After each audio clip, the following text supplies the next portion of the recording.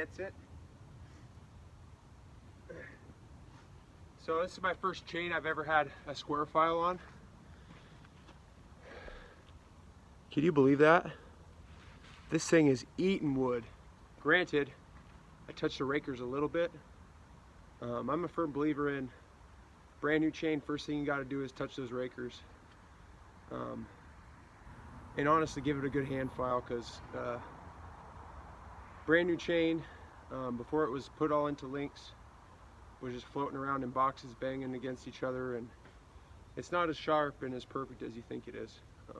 It's good, but a quick hand file will make it 100 times better.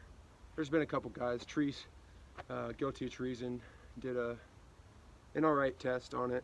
I wish people would stop using their dogs when they do cut tests, because that's just adding technique into it when you could just let the saw fall right through the piece of wood, and that's a better representation of RPM, chain sharpness, and yada yada yada. But anyway, that'll be it for a little while.